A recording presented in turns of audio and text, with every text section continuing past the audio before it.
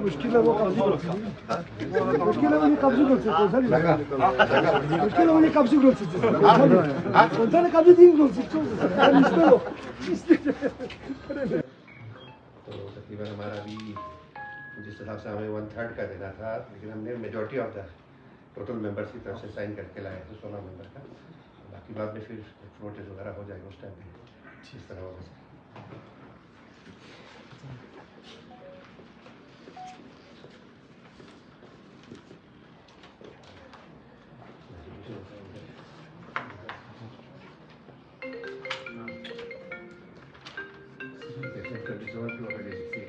ठीक है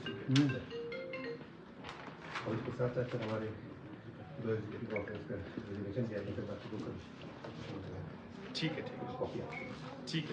बिस्मिल्लाहिर्रहमानिर्रहीम। आप सभी जानते हैं इंडियन नेशनल कांग्रेस और नेशनल कॉन्फ्रेंस के बीच में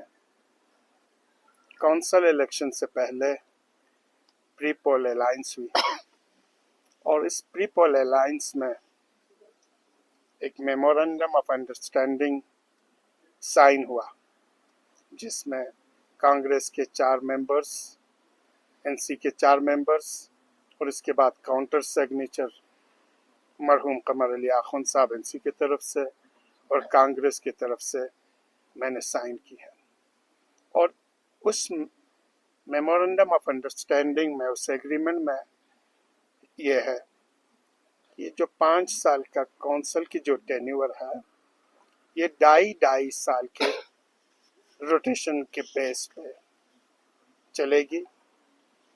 और उसी बेस को लेकर इसी एग्रीमेंट को बुनियाद बना के फर्स्ट जो टर्म हमारा शुरू हुआ उसमें नेशनल कॉन्फ्रेंस को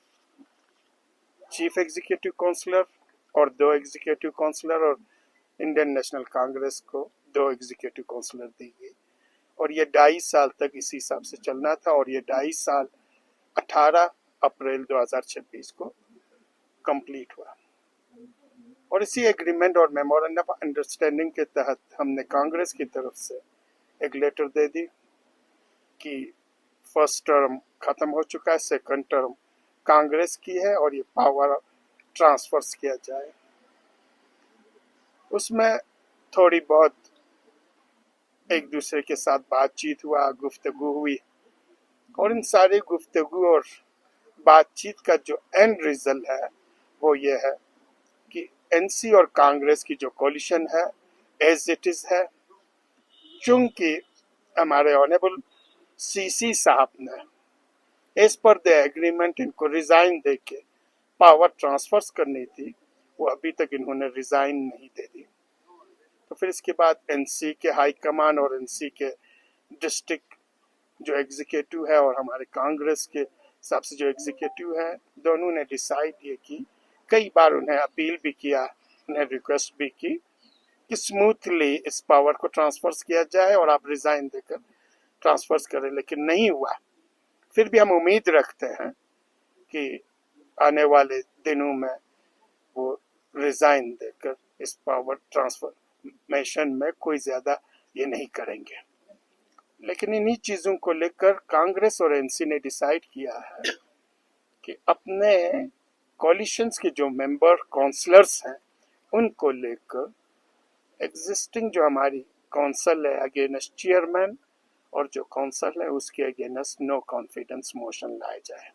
और इस नो कॉन्फिडेंस मोशन में कांग्रेस की तरफ से 11 काउंसलर्स और एनसी की तरफ से आपको 5 काउंसलर्स ने सिग्नेचर्स की है। अभी प्रेस कॉन्फ्रेंस के बाद नासिर साहब की क़यादत में ये डीसी को नो कॉन्फिडेंस मोशंस की जो रेजोल्यूशंस है वो सौंपने जाएगी, ताकि as per act and rule